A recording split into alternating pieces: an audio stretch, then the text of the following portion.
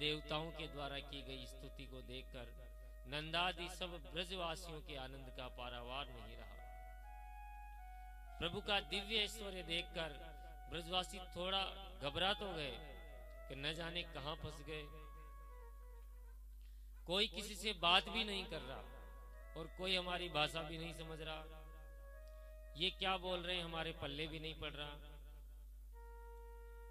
अब आंखें बंद करके सब ब्रजवासी बोले, कन्हैया खूब देख लिए तेरे बैकुंठ के ठाट, भैया हमें तो वापस वृंदावन ही बुला लो। जैसे ही वृंदावन का स्मरण किया महाराज, तो जिस हृदय में डुबकी मारी थी उसी में उछलकर तुरंत सबके सब बाहर आ गए। और बाहर आकर क्या देखते हैं, बंसी हाथ में लिए कन्हैया मंद मंद मुस्कुरा रहे हैं। बोले भक्तवत्सल भगवान की जय हो, वृंदावन बिहारी लाल की जय हो। सब ग्वाला दौड़े दौड़े आए और कन्हैया को हृदय से लगा लिया। वाह रे कन्हैया, हमने आज तेरा बैकुंठ का ऐश्वर्य भी देख लिया लाला। बड़े ठाठ हैं तेरे बैकुंठ में, 4 हाथ वाले 4 मुंह वाले।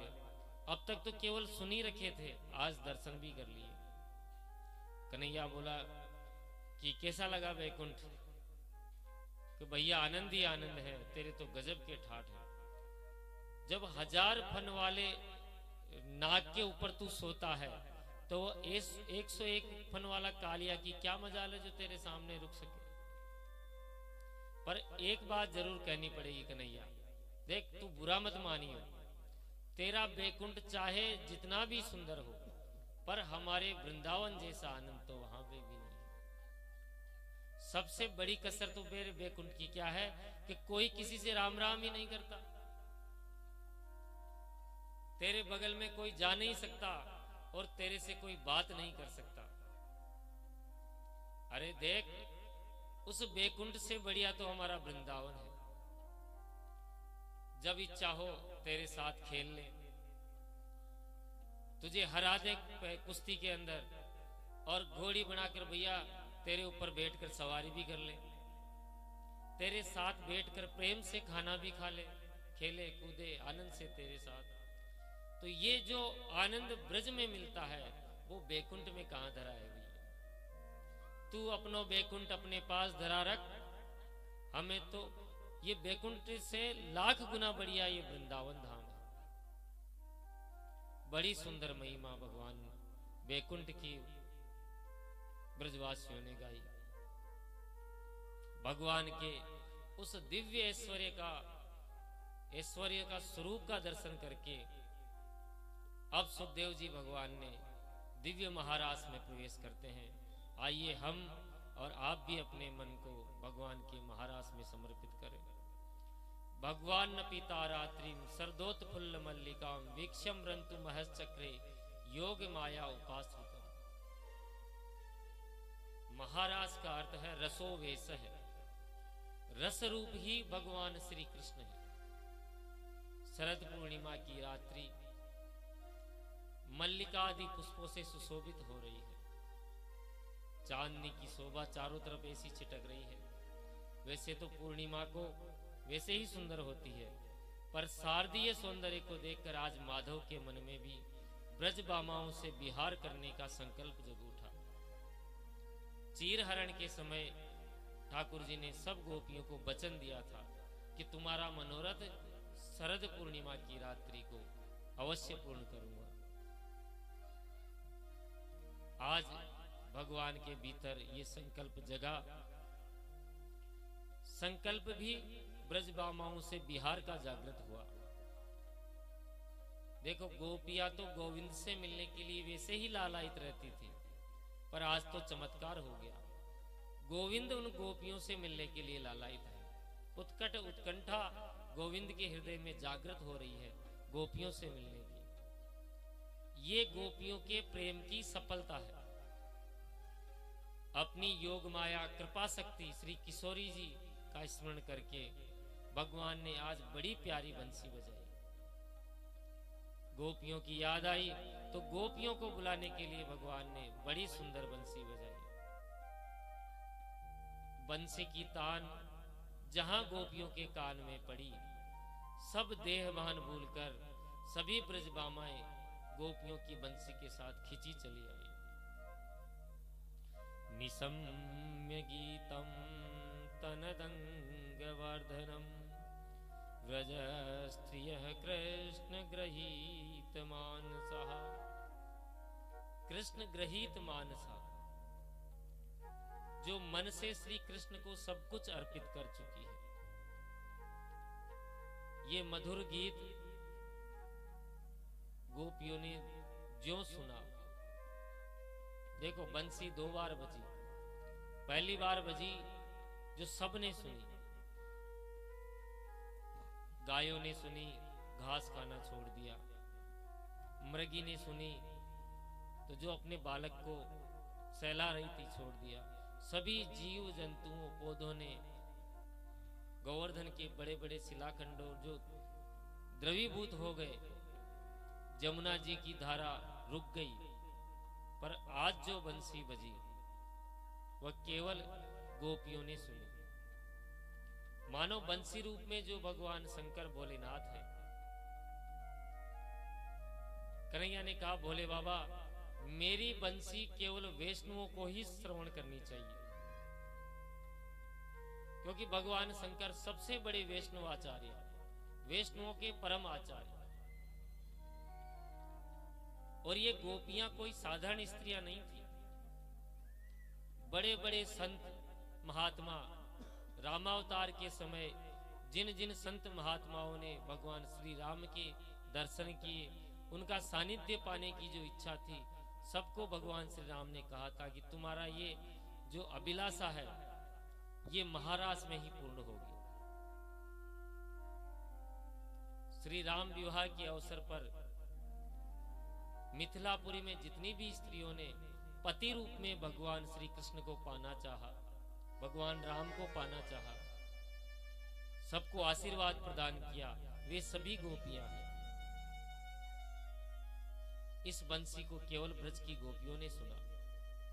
और ब्रज गोपियों में भी जिनका चीरहरण भगवान कर चुके हैं, केवल महाराज में आने का उन्हें वचन दे चुके हैं, उन्हीं गोपियों ने बंसी सुनी।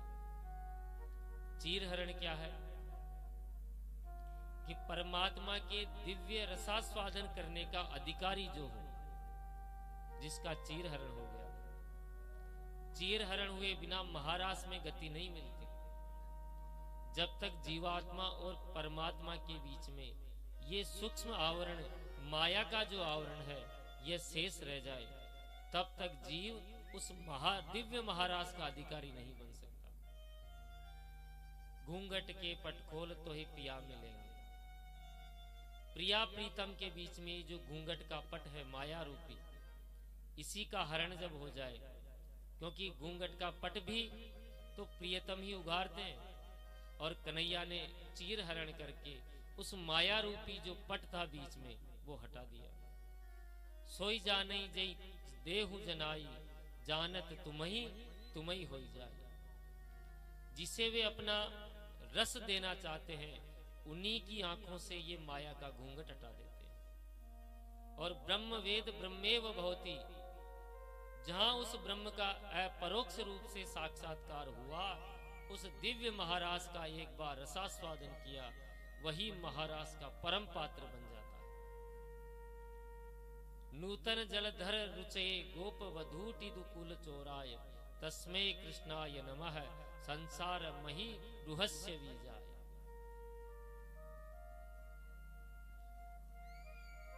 भगवत रसिक कहते हैं कि पंचम भूमिका में साधक जब देह का भान भूल जाता है, तब परमात्मा उस दिव्य महाराज का अधिकारी बना देते हैं।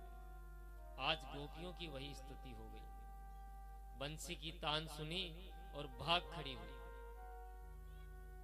एक गोपी गाय दो रही थी। जो ही बंसी की तान उसके कान में पड़ी, गाय दोती हुई भाग गई। दोनी वहीं छोड़ दी और महाराज के लिए दौड़ी चली गई। एक गोपी चूल्हे पे बैठी हलवा बना रही थी। जहां बंसी कान में सुनी तो हलवा बनाने का जो करछनी थी वो हाथ में लेके भाग गई। एक गोपी आभूषण अलंकार पहन रही थी, तो नाक की जो नथ थी वह कान में धारण करके भाग गई। एक गोपी अंगराग लगा रही थी,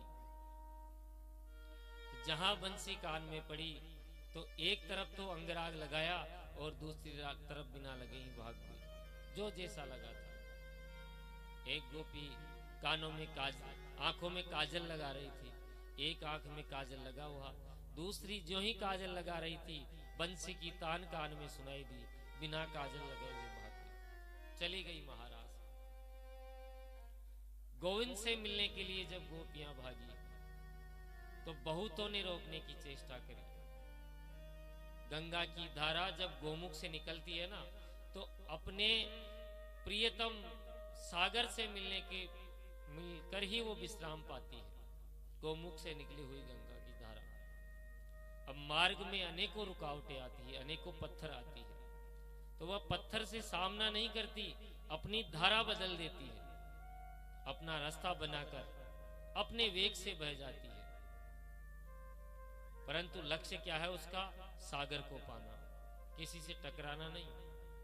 उसी प्रकार ब्रज मामाएं दौड़ती भागती चली जा रही हैं, किसी के रोके से नहीं रुकती, क्योंकि बंसी की तान गोविंद के मन को, गोविंद बंसी की तान बजाकर गोविंद सबके मन को हर लेते हैं। एक गोपी को पकड़कर उसका पति कमरे में बंद कर देता है, बाहर ताला लगा देता है। अब बेचारी बाध्य हो गई। आज जब सब गोपियां बंसी की तान पर दौड़ती जाएंगी और गोविंद का दर्शन पाएंगी, उन्हें उनका अंग संग प्राप्त होगा, पर धिक्कार है मुझे इस शरीर को, मैं इस शरीर के प्रतिबंध में इस कमरे में ही कैद रहकर बंद गई।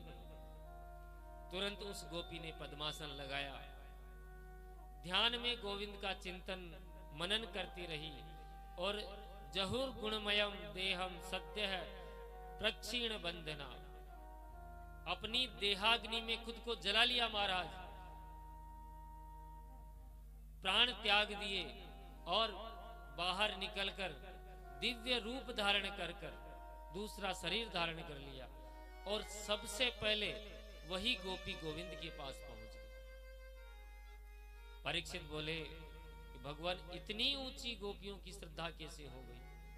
सुखदेव बाबा कहते हैं, परीक्षित ये गोपियां कोई साधारण स्त्रियां नहीं, बड़े बड़े वीतराग संत जो दंडकारण्य में विचरण कर रहे थे, श्री रामभद्र को देखकर मोहित हो गए। ये सब के सब वही सिद्ध कोटि के संत हैं। सो आज किसी के रोके से कैसे रुकेंगे? गोभी इंद्रिय कृष्ण रसम पिबती इति गोपी ही, जो निरंतर कृष्ण रस का ही पान करें वे ही गोपियां हैं। जब सब की सब गोपियां वहां पहुंची महाराज के लिए वन में,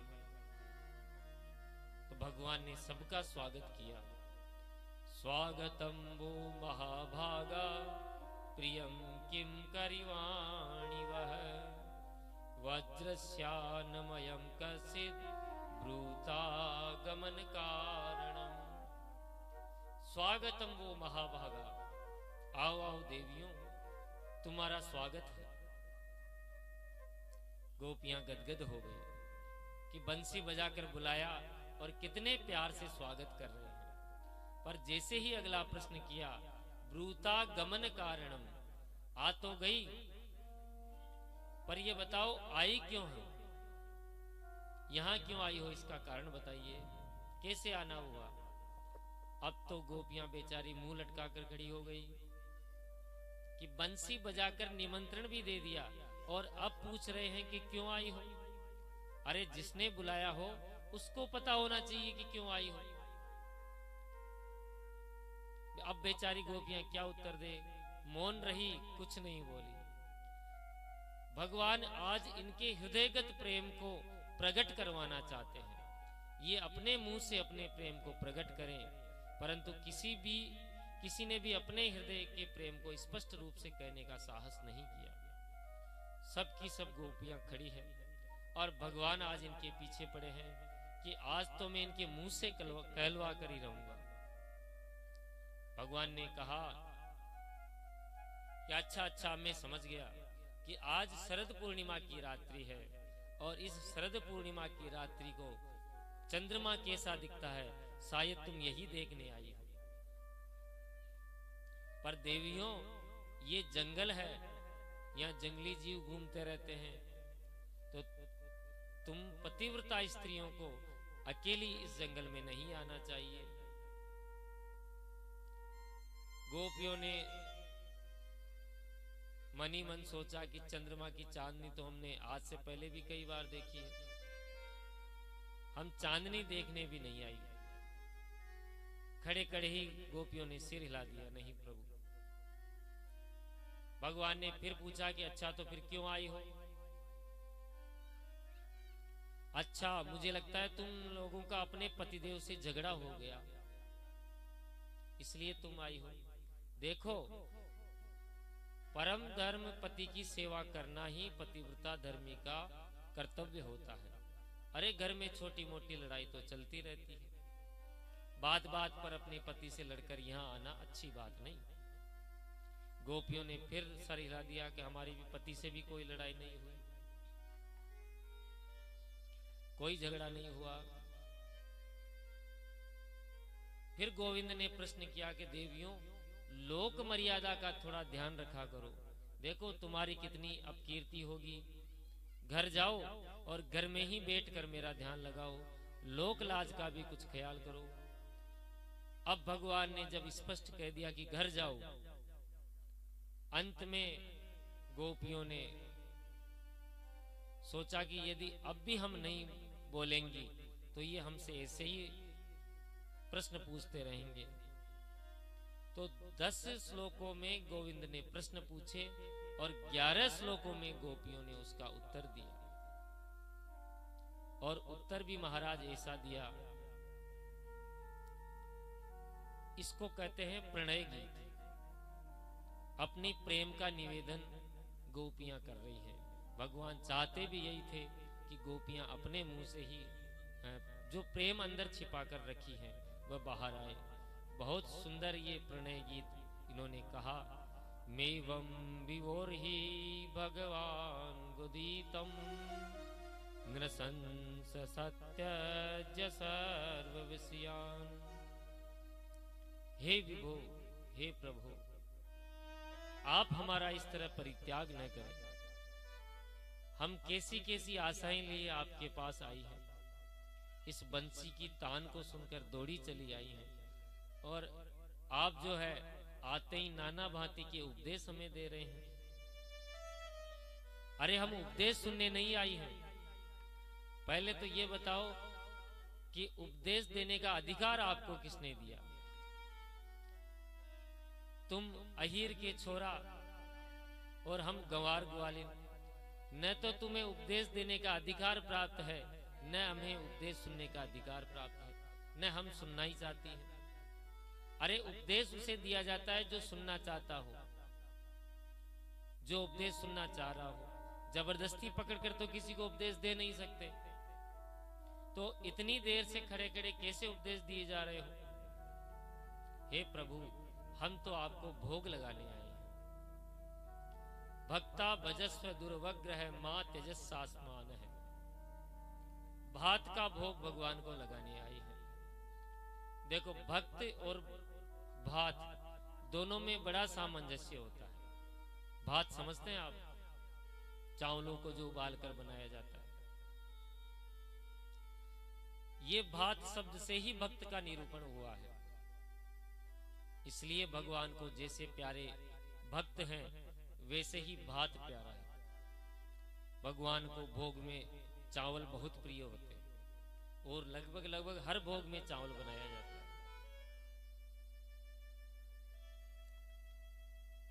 अब भात और भक्त में क्या सामंजस्य है?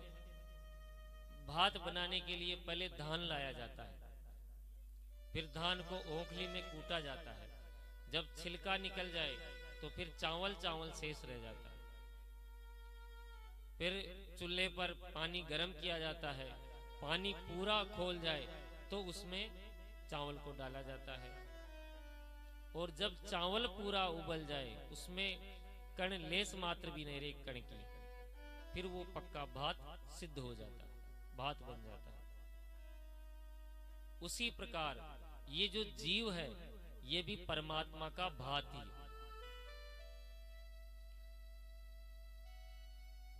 धान से भात बनने में काफी समय लगता है, कूटा जाता है, उबाला जाता है। उसी तरह जीव से भक्त बनने में भी काफी समय लगता है। पहले तो जो माया का छिलका उस जीव को चारों तरफ से लपेटे रहता है। ओखली में डालकर जैसे धान को कूटा जाता है, वैसे ही माया रूपी जो जीव का छिलका है, परत जो ऊपर चढ़ा रखी है, मूसल, इस संसार के मूसल मार मार कर उस छिलका को हटाया जाता है। थप्पड़ खाते खाते किसी सदगुरु की अनुकंपा हो जाए, उसकी शरण स्वीकार कर ले, तब सने सने उस जीव का विवेक पूर्वक इसका छिलका उतारा जाता है सदगुरु की कृपा से। जब ये माया का छिलका उतर जाता है, जीव शुद्ध हो जाता है, तो भगवान को पाने लायक अक्षत बन जाता है। चावल का दूसरा नाम अक्षत। कूटा भी इसी तरह जाता है कि वो टूटे नहीं, अक्षत बिना टूटा रहे, तभी वो अक्षत है। तो भक्त को भी सदगुरु की सहायता से विवेक पूर्वक ऐसा छिलका उतारा जाता है कि वो अक्षत हो जाता है, चावल बन जाता है। छिलका उतर गया, पर भात बनने में अभी भी समय है। इसको खोलने की आवश्यकता है, तपाने की आवश्यकता है। चावल खूब खोलेगा, खूब तपेगा, तभी जाके भात बनेगा। तो परमात्मा विरह की, प्रभु को पाने की जो विरह की अग्नि है, उसमें खोलाता है, उसमें तपाता है। बिना तपाए तो कैसे मिलेगा प्रभु? तो निरंतर उस प्रभु के विरह में जीव इतना तपता है, भीतर की अग्नि में धधकता है, विरह अग्नि में तड़पता है, इतना तड़पता है कि इसके भीतर की कठोरता बिल्कुल समाप्त हो जाती है। जैसे चावल सिद्ध हो गया, इसका पता कैसे पड़ेगा?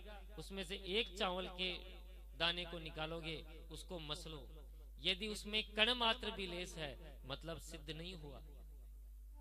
उस तरह जीव के अंदर भी यदि लेस मात्र भी अहंकार की भावना है, मैं कुछ हूं, ये अहंकार की कणकी यदि उसमें शेष रही, तो वह सिद्ध भात नहीं बना, मतलब चावल कच्चा है।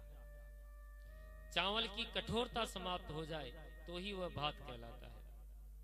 हमारे भीतर सारी कठोरता, सारा अभिमान गल जाए, तनिक भी अहंकार शेष न रहे, कर्तव्य अभिमान, देह का अभिमान, ज्ञान का अभिमान, विद्या का अभिमान, इन सारे अभिमानों को गलाकर हम अपनी सत्ता को ही समाप्त कर लें, सर्वथा परमात्मा को समर्पित हो जाएं, उसकी विरह अग्नि में अपने पूरे अस्तित्व को गला दें, तब भगवान प्रसन्न होंगे कि अब मेरा भात बन गया, अब ये मेरे भोग्य बन गया। भगवती श्रुति कहती है, अहम अन्नम, प्रभो हम अन्न हैं और तव अन्नाद, आप हमारे भोक्ता हो। हम अन्न हैं और आप अन्न के भोक्ता हो। तो गोपियां कह रही है, प्रभु हम आपकी भात हैं, ये गला हुआ सिद्ध भात है। हमने अपने अहंकार को गला दिया, लोक लाज को भी गला दिया, अपनी घर परिवार सारी आसक्ति को गला दिया, और ऐसा विशुद्ध भात बन गए। और भात भी कैसा? रूखा सूखा भात नहीं, आपके प्यार की मिश्री इसमें मिली हुई है। हे गोविंद, आपके दिव्य प्रेम की मिश्री इसमें मिला हुआ ये मीठा मीठा भात है, रूखा भात नहीं है। इसलिए सारे आग्रह त्यागो और परोसे हुए इस भात का भोग लगाओ। ये जो प्रणय गीत के माध्यम से बड़े सुंदर सुंदर भाव गोपियां कह रही है। भगवान बोले, भूख लगी हो तभी तो पावेंगे। गोपियों ने कहा, सरकार भूख न लगी हो तो भी आपने, यदि भूख न भी लगी हो और यदि किसी का अनुग्रह हो तो भी भात या भोजन खाया ही जाता है।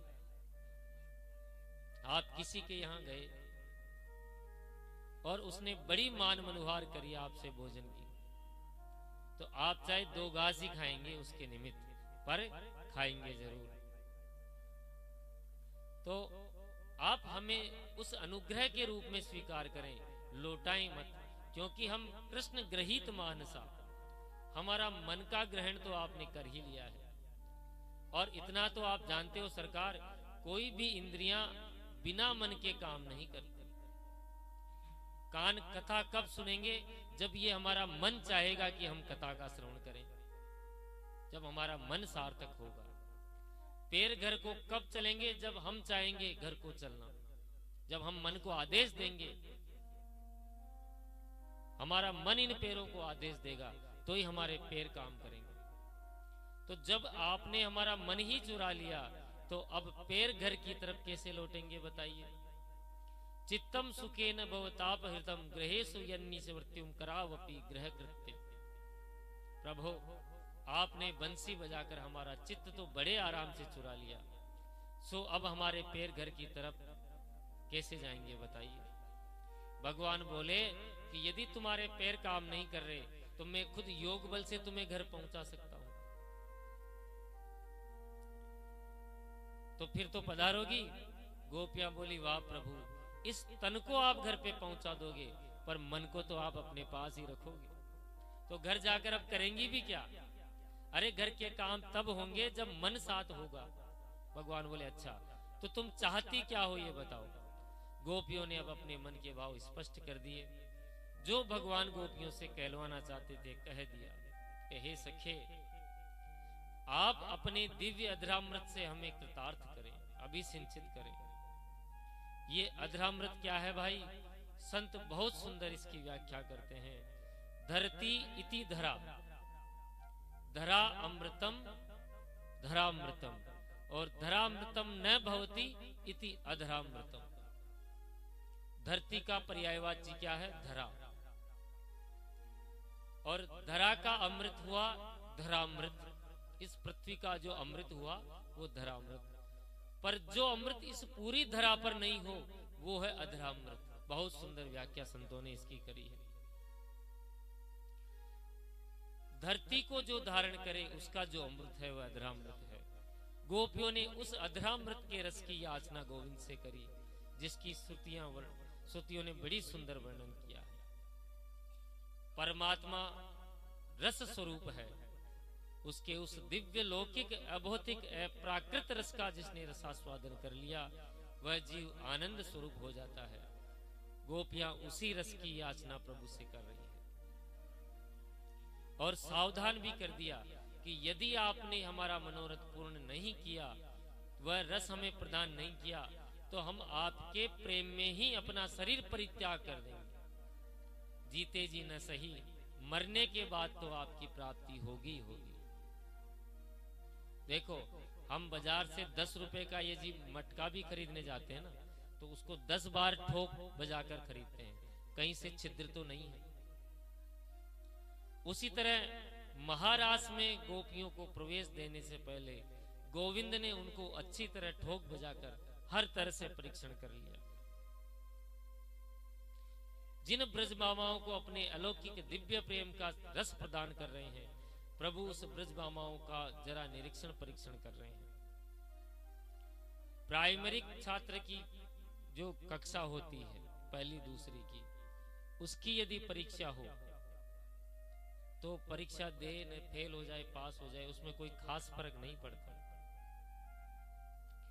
पर जब बड़ी कक्षाओं में 10वीं 12वीं बोर्ड के एग्जाम होते हैं ना, तो परीक्षा कड़ी कर दी जाती है।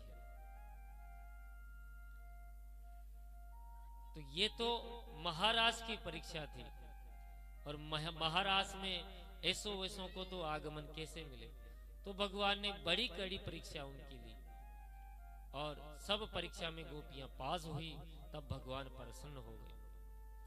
अब आत्माराम प्रभु ब्रजभामाओं के साथ विहार करने लगे। जैसे ही गोपियों के साथ भगवान ने अपना मनोरथ पूर्ण करने के लिए ताता थैया कर थिरकना प्रारंभ किया, तो गोपियों के आनंद का पारावार नहीं रहा। नाचते हुए इस नट नागर को देखकर गोपियों को भ्रम हो गया कि देखो, ये नटनागर प्रभु हमारे इशारे पर ही नाच रहे हैं। हमने उस त्रिभुवन पति को अपने बस में कर रखा है। ताता थैया करके जब कन्हैया थिरक रहे थे तो कामदेव का वहां रास में प्रवेश हुआ। कामदेव ने देखा, कामदेव को बड़ा अभिमान था, भगवान को चुनौती दी। अपने 5 बाण कामदेव ने चलाए, वशीकरण, उच्चाटन, सम्मोहन, स्तंभन, उद्दीपन। ये 5 बाणों का प्रयोग करके कामदेव ने देख लिया, पर रतिपति कामदेव को पकड़कर भगवान ने ऊपर लटका दिया, आकाश में वैसे की वैसे लटका दिया। काम को स्तंभित करके भगवान ने ब्रजबामाओं के साथ विहार किया। इस महारास में काम का बिल्कुल प्रवेश नहीं। कामदेव लज्जित होकर भगवान की स्तुति करने लगा, तो भगवान ने आज कामदेव को अच्युत नाम दिया कि काम का अभिमान गल गया। वही कामदेव पराजित होकर भगवान श्री कृष्ण की द्वारिका में आकर उनका प्रथम पुत्र प्रद्युम्न बना। परंतु नाचते हुए श्री माधव का ब्रजबामाओं ने दर्शन किया तो उनमें सौंदर्य का अभिमान जाग गया। एक गोपी के मन में भाव हुआ तो बाकी सबको अभिमान हुआ। एक गोपी के मन में भाव हुआ, वो गोपी कौन थी? श्री किशोरी जी, राधा रानी। उस गोपी को तो भाव हुआ और बाकी गोपियों को अभिमान हुआ। भगवान श्री किशोरी जी के साथ में उस महारास मंडल से अदृश्य हो गए, अंतर्धान हो गए। ज्यों कन्हैया महाराज से अंतर्धान हुए, सभी गोपियां बेहोश होकर, मूर्छावान होकर चारों तरफ दौड़ी कि कहां गया कन्हैया, कहां गया। और एक दूसरे से ही कहने लगी कि देखो कितना निष्ठुर है, आखिर है तो पुरुष जाति का ही। वृक्षों से पूछने लगी, लताओं से पूछने लगी, तुलसी जी से पूछने लगी, तुना विष्णु ना लसती शोभने, तेरी तो शोभा ही गोविंद के पाद पद्मों से होती है, जल्दी बता। तभी अचानक हवा का झोंका आया, तुलसी का पौधा हिल गया। मानो गोपी कह रही, गोपी सोच रही कि देखो ये मानो नटने की स्थिति में मना करने के उद्देश्य से हिला रही है कि मुझे पता नहीं। गोपियां विरह में व्याकुल होकर एक स्थान से दूसरे स्थान पर भटकती रही। एक गोपी बोली, सखी निश्चित ही कन्हैया यहाँ छुपे हैं, क्योंकि यहाँ बहुत हरियाली हो रही है। विरह से व्याकुल होकर गोपियों में जब वह पूरा अभिमान गल गया तो कन्हैया उनके बीच में वापस प्रकट हो गए, क्योंकि वो जो भात में जो कुछ अंश था वो भी गल गया, पूरी तरह सिद्ध भात बन गई। और अब महाराज प्रारंभ होने लगा। व्यास जी महाराज ने बड़ा सुंदर गोपी गीत के माध्यम से ये महाराज का गायन किया है। जिस सज्जन को ये याद हो वह हमारे साथ साथ बोले, अन्यथा महाराज जी जन्मना बजा सयत इंदिरा शाश्वत ही जयति देदिका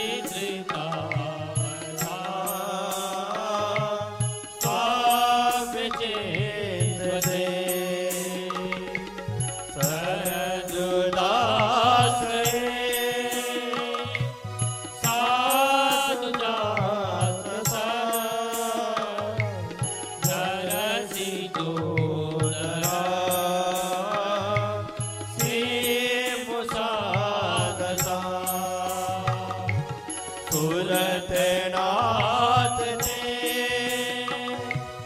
सुखदा सिखा भरत नित्य देव नेह किम बदा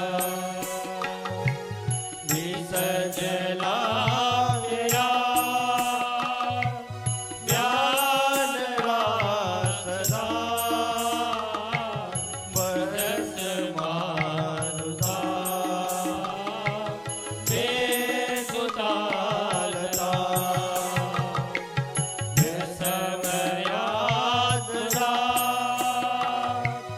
बेसुतो बया निसबते बया रक्षिता महो खलु गोपिका नंदनो भवा अखिल दीना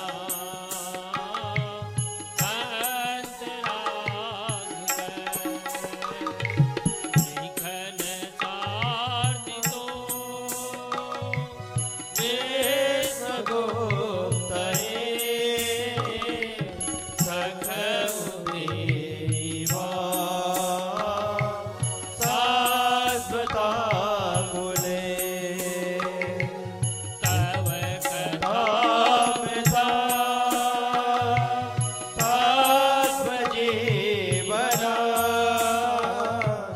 कवि विनीता कल्पपातळा सवर्ण मंगला श्रीमदातता भुवि गृह्णन्ति ते पूरिता जना कथामृता तत्त्वजीवना विविदिता कल्पपासना श्रवणमङ्गला तत्त्वजीवना श्रीमदातता मोरिदा जना जयति तेदिका जन्मना बजा सयतेन्द्रा शाश्वतये सयतेन्द्रा शाश्वतये सयतेन्द्रा शाश्वतये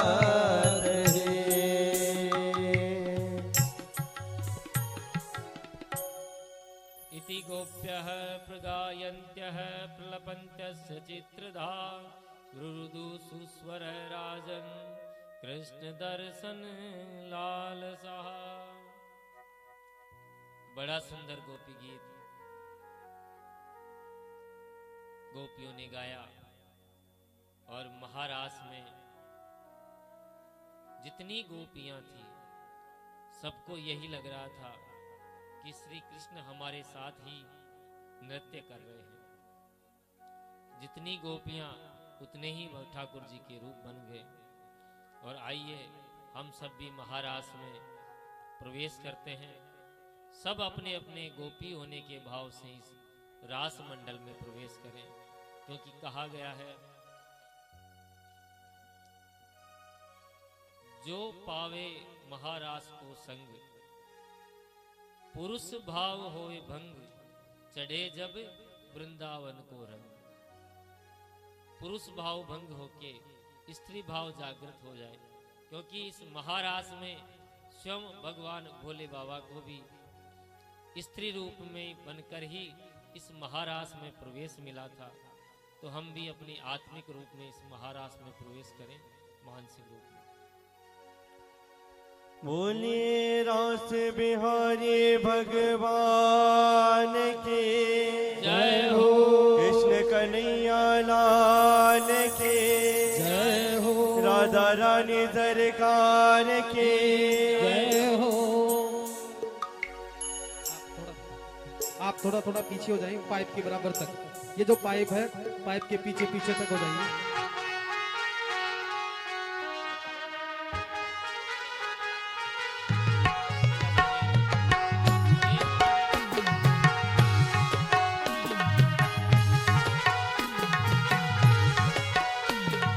गोकुल में देखो, वृंदावन में देखो रे, बंसी बाजे रे, श्याम संग राधा नाचे रे।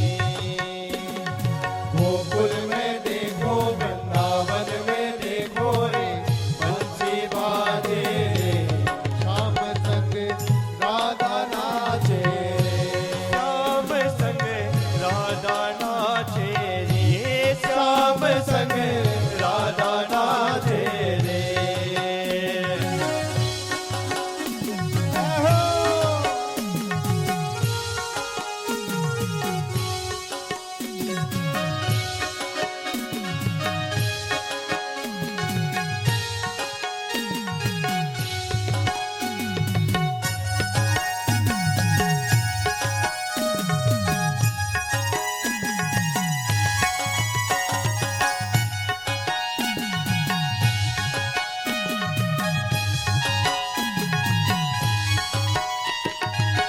चम चम नाचे राधा रानी, सुन के मीठी मोरलिया ओ। चम चम नाचे राधा रानी, सुन के मधुर मुरलिया। श्याम छवि पर सब बलिहारी, गोप ग्वाले और गैया ओ। श्याम छवि पर सब बलिहारी, गोप ग्वाले और गैया। सरर सरर चाले रे मधुरीपुर भैया रे, सरर सरर चाले रे मधुरीपुर भैया रे। मीगा गाए रे, श्याम संग राधा नाचे रे, श्याम संग राधा नाचे रे।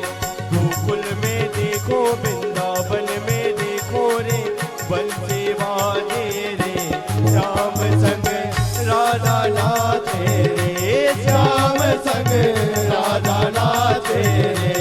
जय हो।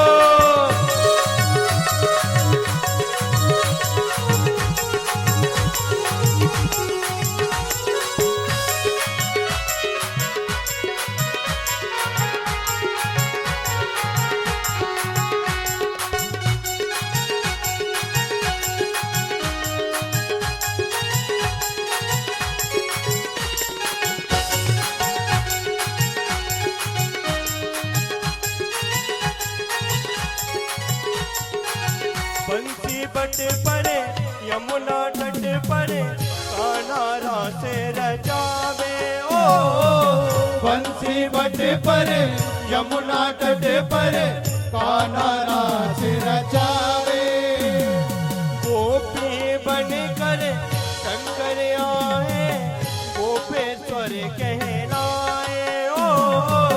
गोपी बन कर शंकर आए, गोपेश्वर कहलाए ओ। डम डम डम डमरू बाजे कान्हा की मुरली पे, डम डम डम डमरू बाजे कान्हा की मुरली पे। जग सारा नाचे रे, श्याम संग राधा नाचे रे, श्याम संग राधा नाचे रे। गोकुल में देखो, वृंदावन में देखो रे, बंसी बाजे रे, श्याम संग राधा नाचे रे, श्याम संग राधा नाचे रे। जय हो। राधे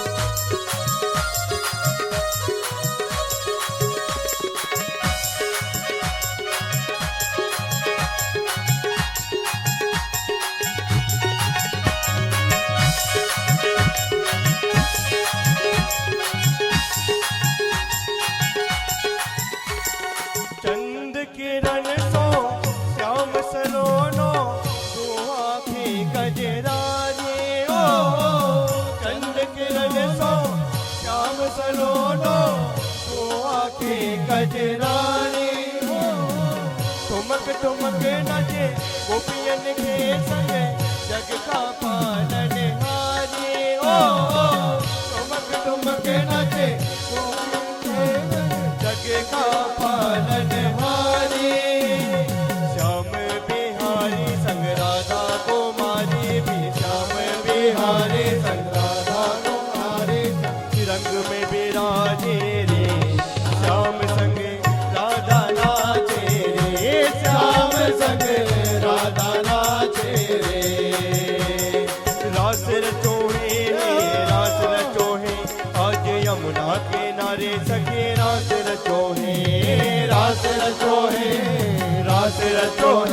आज यमुना किनारे सखी रास रचोहे राधा नाचे कृष्ण नाचे नाचे गोपी जने राधा नाचे कृष्ण नाचे नाच गोपी संग मन मेरो बन गयो सखी रे पावन वृंदावन ओटी मन मेरो बन गयो सखी रे पावन वृंदावन ओ जी रास रचोहे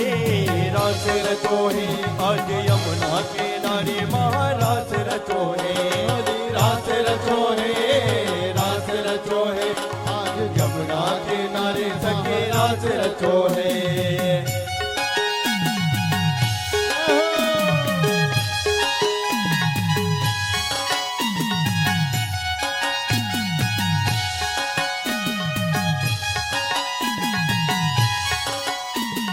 सूरज नाचे चंदा नाचे नाच तारा गरे सूरज नाचे चंदा नाचे नाच तारा गणे सूरज नाचे चंदा नाचे नाच तारा गरे सूरज नाचे चंदा नाचे नाच तारा गणे मन मेरो बन गयो सखी रे पावन वृंदावन ओ जी मन मेरो बन गयो सखी रे पावन वृंदावन ओ जी रास रचोहे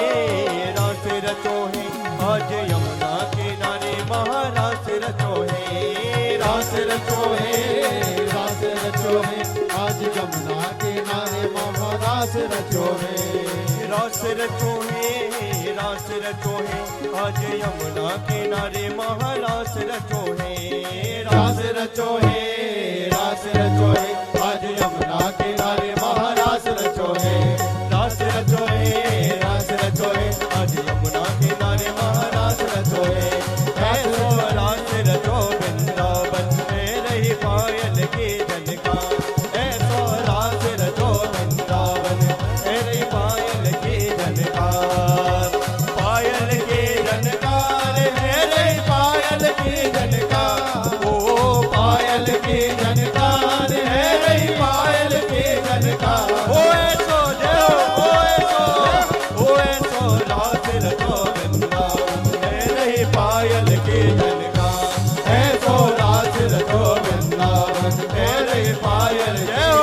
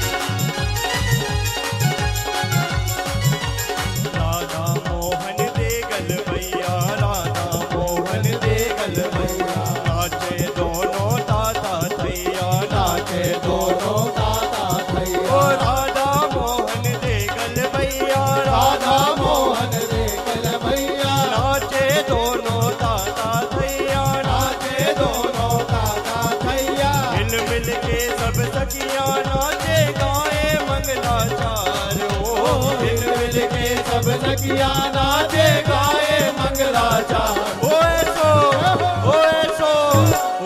सो रात रचो वृंदावन मेरे पायल के झनकारे सो रात रचो वृंदावन मेरे पायल के झनकार पायल के झनकार है रही पायल के झनकार ओ पायल के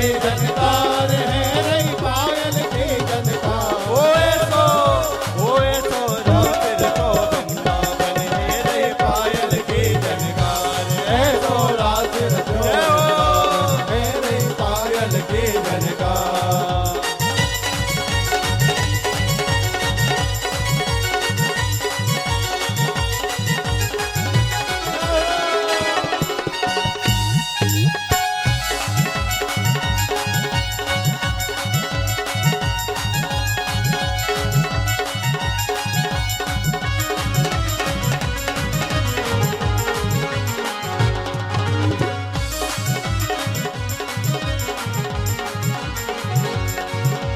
वृंदावन की भूमि प्यारी, वृंदावन की भूमि सारी, रास रचायो कृष्ण मुरारी, रास रचायो कृष्ण मुरारी। वृंदावन की भूमि प्यारी, वृंदावन की भूमि सारी, रास रचायो कृष्ण मुरारी, रास रचायो कृष्ण मुरारी। मधुर मधुर ये बंसी बाजे सप्त स्वर झनकार, ओ मधुर मधुर ये बंसी बाजे सप्त स्वर झनकार। ओए सो रास रचो वृंदावन तेरे पायल की झनकार, ऐसो रास रचो वृंदावन तेरे पायल की झनकार। पायल की झनकार है रे पायल की झनकार, ओ पायल की झनकार।